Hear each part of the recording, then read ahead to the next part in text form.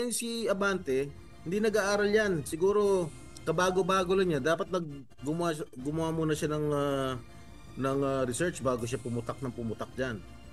Tinawag na sinungaling ni Senate President Pro Tempore Jinggoy Estrada si Attorney Princess Abante, spokesperson ng House of Representatives. Ito ay matapos sabihin ni Abante na pinatay ng Senado ang 200 peso wage hike bill na ipinasa ng Kamara ilang araw bago magtapos ang 19th Congress. Ginawa namin ang aming trabaho. Pero ang Senado, iniwan sa ere ang manggagawa. This is not the end. Hindi bariya ang kailangan ng mga manggagawa. Ang kailangan nila, sahod na makatao, sahod na makatarungan. The House stands with labor and we will keep fighting. Ayan mga pre itong si Jinggoy Estrada, nabuisit po dito kay Abante, yung tagapagsalita po ng Kongreso, no? Oo, nabuisit. Kung titingnan naman po natin yung sinabi ni Abante, mga pre, may punto naman. Kasi kung titingnan po natin ngayon, yung sahod, nakapako pa rin sa ganung, di ba? Mababa pa rin. Pero yung mga bilihin po, matataas na.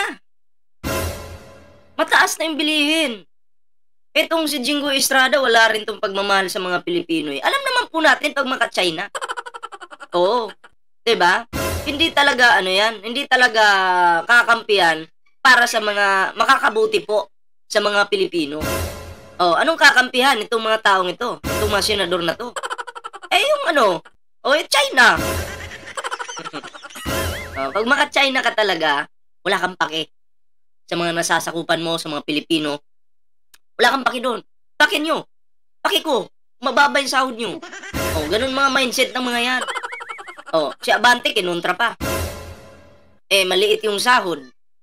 Napapag-iwanan na tayo. Ganun pa rin. Tingnan mo yung mga OFW natin, pumupunta dun sa Middle East. Doon nagtatrabaho, yung iba, namamatay doon, pinapatay, ginagahasa, binabastos. Pero kung mataas lang sana yung sahod dito sa ating bansa, hindi po magkakaganyan. Hindi po aalis ng Pilipinas yung mga yan. Mataas sahod Ay, dito na lang ako magtrabaho, safe pa, kasama ko pa pamilya ko. Pumasa na pala sa Kongreso, yung 200 pesos na yan. Bakit sa Senado, pinapabagal nyo? Pagong ba kayo dyan sa Senado? Isipin nyo naman yung mga manggagawa. Huwag yung pansariling interest nyo. Diba? Wala, pansariling interest yung nasa isipan ng mga senador na to So anyway, ito yung ating bibigyan ng reaction ngayon mga pre. Ang kapal na mukha talaga. Makapal po talaga yung mukha. Ito yung bibigyan natin ng reaction ngayon. Pero syempre, no? Bago po tayo magtuloy-tuloy sa ating reaction, ayan, kung bago pa lang dito sa ating YouTube channel, huwag kalimutang mag-like, share, and subscribe para naman po maging updated kayo sa lahat ng mga uploads natin. Ayan syempre, no? May TikTok po tayo, may Facebook page po tayo. Ayan sana po inyong suportahan yan, mga pre. Gusto mo, manak. Oo, sana po inyong suportahan yung ating mga social media accounts. At kita-kits din po tayo sa ating Facebook page. Abangan nyo mamaya, may ipopost po ako dito sa Facebook page ko, Ballpoint Man 2.0. May mensahe po. Sa wakas, may mensahe ang inyong tatay. Doon yung maririnig, yung mensahe ng inyong tatay Dugong sa aking Facebook page. Paparinig ko po sa inyo doon. Ipopost ko po doon yung video. Abangan nyo. Maya-maya pa. Maya-maya. Siguro matapos yung mapanood yung video na to, nakapost na. Pag natapos yung video ito. Diba? So, yun po, no? Anyway, bago po tayo magtuloy-tuloy doon sa ating main topic, pag-usapan po natin ito. Ayun PBBM, malinaw na tatawid sa 20th Congress ang VP Sara impeachment. Malinaw. Yun po yung sabi ng ating mahal na Pangulo. Na si Pangulong Bongbong Marcos.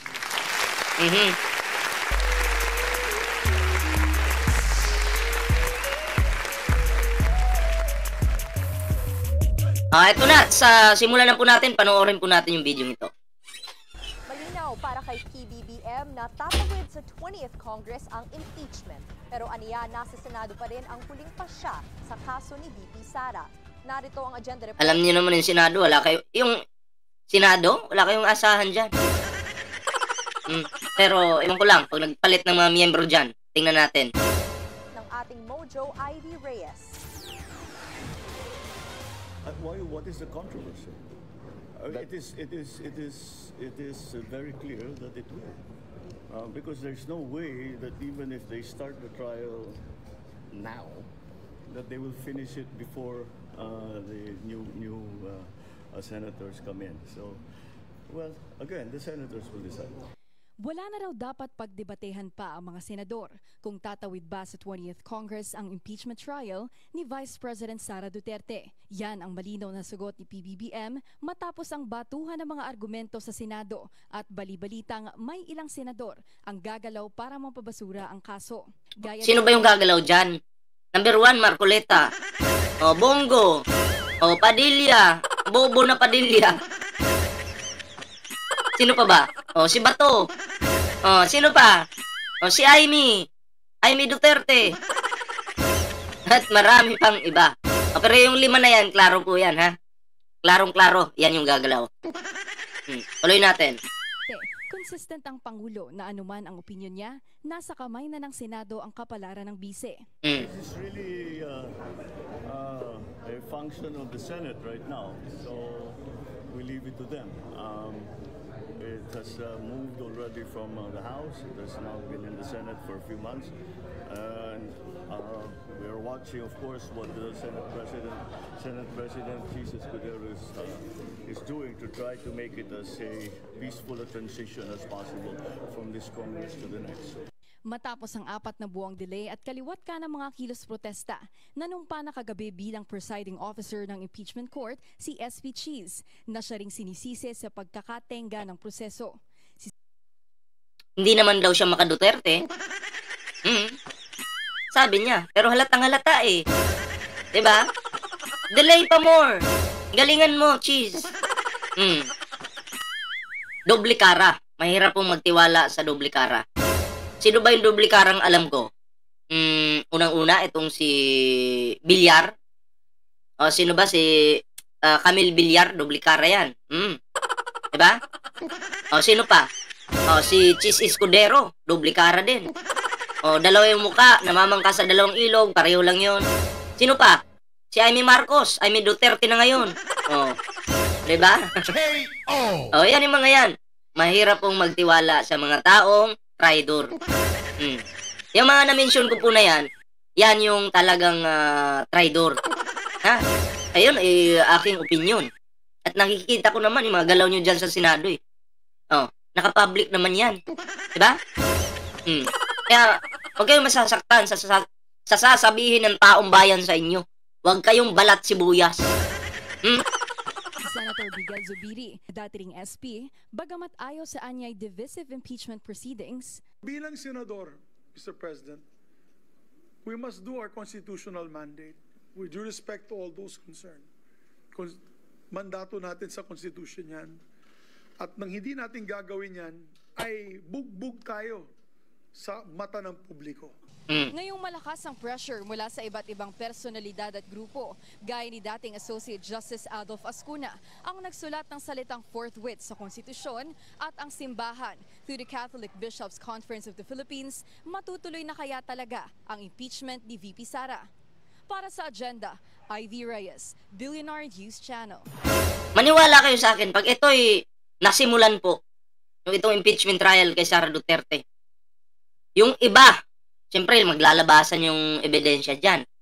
Eh, pag nanaig yung ebidensya at sinuportahan nyo pa rin si Digong, si Sara Duterte, lahat po ng sumuporta doon, talagang mananagot sa batas at sa taong bayan.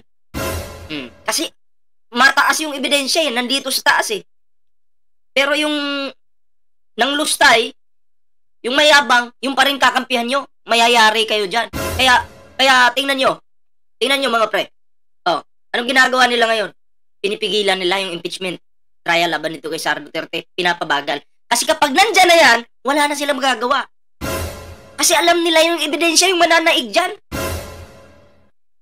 At kapag nandun na, sa Senado yan, nasimulan na, Yung iba dyan, magulat kayo kahit maka Duterte yan. Pag ebidensya yung nanaig dyan, doon sila sa ebidensya. Bakit? Yung taong bayan, mananagot sila. Sa batas, mananagot sila. Oh. Kaya, pansin ko, ngayon, pinipigilan nila ito. Pinapabagal. Pero wala eh. Unstoppable talaga to eh. Kahit pabagalin nyo, tuloy-tuloy pa rin yung ano eh. Oh, akalain mo, sabi ni PBBM, tatawid ito sa 20th Congress. Hindi mapipigilan. Oh. Diba? Good luck! Good luck sa iyo, Sara! Nasa Senado yung pag-asa mo. I mean, yung kapalaran mo. Oh, nasa Senado. Ha? Oh, anyway, eto na mga pre. Bigyan na po natin ito ng reaksyon itong si Jingoy Estrada. Galit dito kay Abante, yung tagapagsalita po, no, ng House of the Representatives. Bigyan po natin ito ng reaksyon. Patungkol po ito sa sa 200 pesos na dagdag pasahod sana. Pero dinidelay-delay ng Senado. Napabagal-bagal. Bakit ba kasi? Gusto niyo pahirapan yung mga manggagawa? Gusto niyo forever na yung mga manggagawa? Ganun lang yung sahod? Yung Kongreso nagsisikap. Sasabihin mong malulugi yung mga kumpanya. Okay nang inang yan. Paano malulugi yung mga kumpanya? Araw-araw, ang laki ng perang pumapasok sa kanila, malulugi pa rin. Yung mga bags. Oh, magkano yung mga bags? May 50,000 bags na nagagawa ng isang company. Oh, 50,000. Yung isang piraso O ilang piraso yung nagagawa niyan sa isang araw? Pagpalagay natin 20,000 kabag yung nagagawa. O magkano yung isa noon? 50,000. I-compute mo yun. E di milyon-milyon. Magkano lang yung sahod manggagawa? 500, 600. Minsan kulang-kulang pa yung binibigay. Tapos sasabihin mo, malulugi yung negosyo. Katanga mo. Oh, katanga mo talaga. Oh, sinong tanga? Ito po. Si Jingoy Estrada yung tanga. Ha? Bobo. Katanga-tanga talaga eh. Oh, eto. Panoorin po natin. Yan si Abante, hindi nag-aaral yan. Siguro kabago-bago lang niya. Dapat gumawa muna siya ng research bago siya pumutak dyan. Tinawag na sinungaling ni Senate President Pro Tempore Jingoy Estrada si Atty. Princess Abante, spokesperson ng House of Representatives. Ito ay matapos sabihin ni Abante na pinatay ng Senado ang 200 peso wage hike bill na ipinasa ng Kamara ilang araw bago magtapos ang 19th Congress. Ginawa namin ang aming trabaho. Ayan na! Ginawa nila yung trabaho nila! Pero si Jingoy, kumakamot ka pa sa itlog. Naku. Tuloy. Ang Senado, hiniwan sa ere ang manggagawa. This is not the end. Kayo, mga DDS, tatanungin ko. Mga supporter ng Dilawan, supporter ni Pangulong Bongbong Marcos, natutuwa ba kayo sa ginawa ni Jingoy Estrada? Ha? Yung 200 pesos na dapat para na sa inyo? Napipigilan pa? Yung mga DDS na lang tatanungin ko. Siguro tuwan-tuwa kayo, no? Tuwa kayo? Hindi. Hindi. Alam ko hindi. Kala ko matutuwa pa rin kayo eh. Hindi bariya ang kailangan ng mga manggagawa. Hindi bariya ang kailangan ng mga manggagawa. Anong kailangan nila? Yung sapat na para pampamilya. Nagtrabaho ka, hard worker ka, working ka, dapat yung pera na darating sa'yo, sapat. Doon sa binigay mong serbisyo.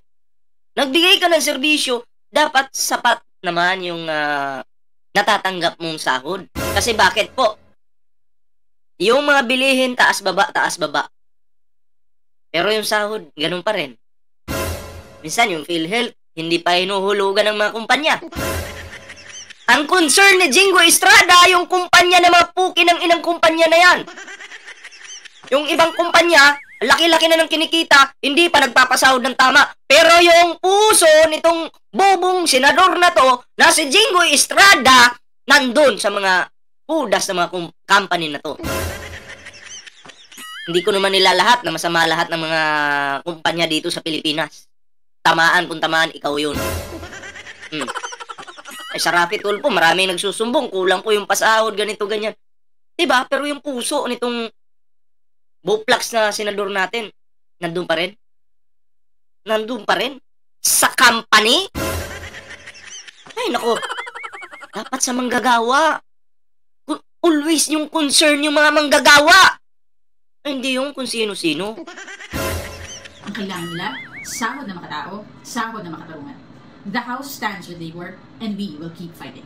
Paliwanag ni Estrada, noong nakaraang taon pa naipasa sa Senado ang legislated wage hike bill. Ngunit nitong nakaraang linggo lang ito pumasa sa Kamara kung kailan gipit na sa oras upang magsagawa ng Bicameral Conference Committee meeting para pag-usapan ng magkaibang bersyon. Mamaya may sasabihin si Jinggoy dito na malulugi daw yung mga kumpanya. Abangan natin yon. Huwag kapulungan. Una-una, yung spokesperson ng House, si Princess Abante, she should do a lot of research first before open her mouth. Una-una, sinabi niya the Senate killed the wage hike, the legislated wage hike. But that is not true. We passed the legislated wage hike in the amount of 100 pesos last February 19 of 2024. 100 pesos. Yung dapat 200 pesos. Bakit 100 pesos?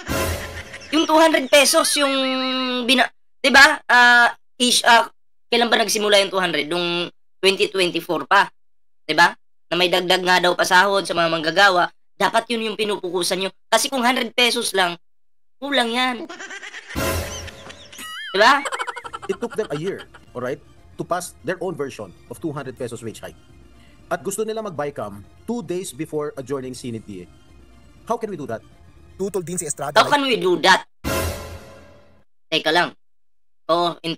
Naintindihan ko yung mga senador na to. Hindi nga naman nila magagawa yan. Pasensya na po sa mga iniidolo nating senador dyan. Damay-damay po ito, pero yan talagang reality. Ang Senado, mabagal pa sa pagong. Kami nagsasalita bilang taong bayan. Sana intindihin mo kami. Ninyo kami. Wag balat sibuyas. Pero yung Kongreso, mabilis pa sa kidlat pag nagtrabaho, di ba? Sana sa 2028 sana may mga galing sa Kongreso na maging senador. Yung alam mo yung mabilis magtrabaho. Yun yung gusto natin eh. Yung hindi pa bagal-bagal, di ba? I-adopt ang bersyon ng Kamara na 200 pisong aumento. Halimbawa pumayag ang Senado, 200 pesos. Okay, halimbawa, eto na. Halimbawa, pumayag ang Senado, 200 pesos. Eto na. I-adapt namin yung House version. Ano sa tingin mo in the future? Lalong maraming mawawalan ng trabaho dahil maraming magsasara ng mga kumpanya. Because they cannot afford it. Wow! Wow naman! Wow naman, Jinggoy! Sabi ko nga, merong isang company gumagawa ng bags. Yung isang bag, mahal. 50,000. Yung isang bag lang.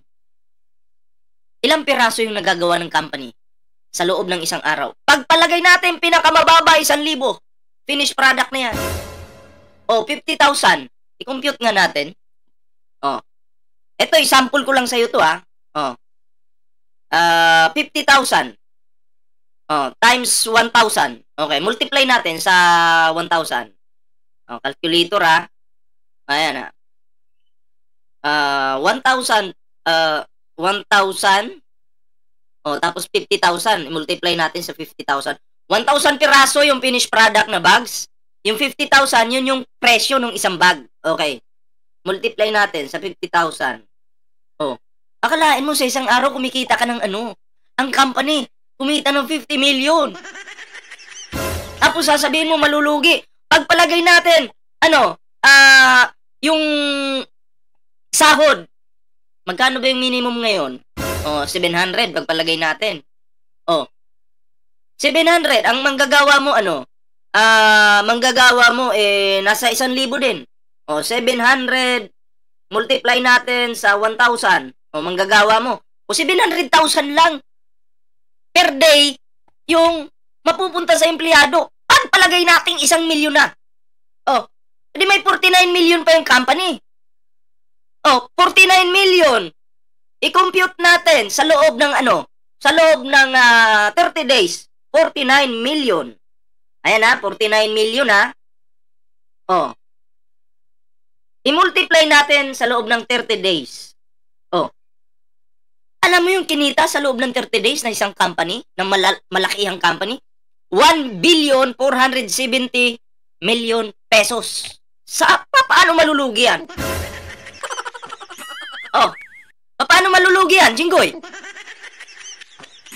Ano? Lugi pa rin? Lugi?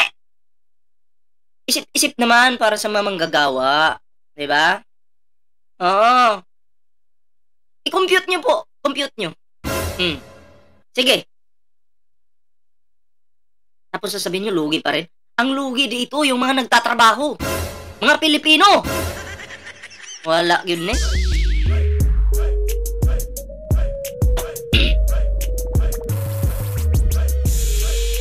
Wala kayong aasahan dito sa senador na to. Wala kayong aasahan dyan. Tuloy natin.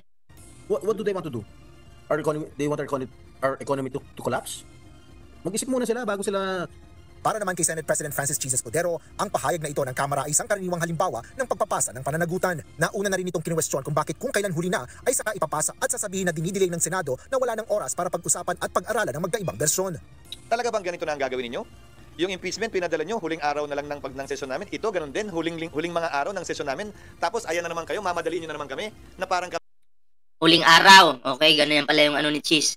Huling araw, ito naman, huling araw. Oh, dapat kung nagmamadali kayo, yung impeachment trial ni Sara Duterte, dapat hindi nyo binalik sa Kongreso. Lalong bumagal tuloy. Dapat pinroceed nyo na, nagtuloy-tuloy na kayo. Bakit yung pa binalik sa Kongreso? And then yung Kongreso, dahil mas mabilis pa sa kidlat, pinasa agad sa inyo. O, di nagsayang kayo ng oras. Nagbutuhan pa kayo para kung sino yung buboto na mabalik dun sa Kongreso. O, di ba? Nagsayang kayo ng oras, di ba? Wala din to si Quezon na to. Kami ang may kasalanan? Sinagot naman ni Senador Joel Villanueva ang issue. Isa pa to, oh. Itong ano, sul-sul. Ayaw naman makipag-usap ng Senado. Aniya, hinikayat niya ang House Conferees na iadap ang 100 pesos na bersyon ng Senado sa gitna ng limitadong oras na nalalabi para pag-usapan nila ang issue. Ngunit hindi anya nag-abala ang House spokesperson na konsultahin ang House Conferees bago maglabas ng mga malisyosong pahayag. Paliwanag ni Senador Villanueva, kasama niya si Senador Escudero na nakipag-usap sa mga House Conferees at muling inihayag ang kanyang apila na tinanggap pa ng mga miyembro ng Kamara. Ngunit sa halip na aksyonan ng apila ng Senador, sinabi ni Villanueva na ipinadala nila ang kopya ng aprobadong bersyon ng Kamara isang araw bago ang huling sesyon ng Senado. Lubang ikinadismaya naman ni Senador Juan Miguel Mig-Zubiri ang bigong pagpapasa ng wage hike bill para sa mga manggagawang Pilipino. Nagulat pa ito nang matanggal ang kanyang pangalan sa mga lalahok sa BICAM para sa naturang panukala bilang siya ang principal author at co-sponsor ng 100 pesos wage hike bill sa Senado. So for the record, tumayo po ako at nag-insist na maisama po ako sa BICAM bilang author at co-sponsor. I had to take the floor just to be heard. It was only after I spoke at nagsalita po ako doon na thankfully isinama nila ako sa BICAM. Pero kahit na nakasama ako, wala pa rin nangyaring BICAM meeting. Kahit isa, wala. Muli namang binigyan diin ng Malacanang na hindi tutol si Pangulong Ferdinand Marcos Jr. sa panukalang dagdag sahod. Ay gusto nga ni PBBM, yung makaluwag-luwag yung mga Pilipino ba, no? Yung alam mo yung uuwi ka ng bahay, hindi lang bigas yung dala mo. Dapat may ulam din. Yun yung gusto ng ating mahal na Pangulo. Diba? Kaya kung para sa Pilipino, wala pong problema yan sa ating mahal na Pangulo. Kasi hindi po siya maka-China, maka-Pilipino po yan. Kay Palace Press Officer Undersecretary Claire Castro, mayroon lamang mga proseso na dapat sundin para sa pagbibigay ng aumento sa mga manggagawa. Diktador ba ang Pangulong Marcos Jr.? Hindi naman po. Hayaan na lang po muna natin ang usapin na yan sa Kongreso at ang Pangulo naman po ay hindi tutol sa increase sa wage hike dahil ito po naman ay makakabuti sa mga manggagawa. Nangako naman ng ilang senador na muling ihahain ang panukalang dagdag sahod para sa mga manggagawang Pilipino sa pagbubukas ng susunod na Kongreso. Asher Cadapan Jr., UNTV News and Rescue. So ayan wala na po tayong aasahan dyan sa lalong-lalo na dito kay Jingo Estrada. Wala po, no? Ano po sila? Hindi nila iniisip yung makakabuti sa mga manggagawa. Wala po, no? Ang Senado nagtatrabaho, binibilisan yung trabaho nila. Din sila, pag napasa sa kanila, galit pa. Paano daw nila gagawin yan? Ibitin na sa oras. Sabi ko nga, okay, naintindihan ko na. Parang pagong Ang bagal. Mas mabagal pa sa pagong. Diba? Anyway, yun lang yung ating reaction dito sa video natin ngayon mga pre. Pero syempre, bago po tayo magtapos sa ating video ngayon, ayan na, kung bago ka pa lang dito sa ating YouTube channel, huwag kalimutang mag-like, share, and subscribe para naman po maging updated kayo lahat sa mga uploads natin. And syempre, meron po tayong TikTok, meron po tayong Facebook page dyan. Huwag niyo pong kalimutang i-follow yan. Ayan kita-kits po ulit tayo mamaya sa susunod na video. Ayan. So ayan mga pre, Babay po muna. Pansamantala.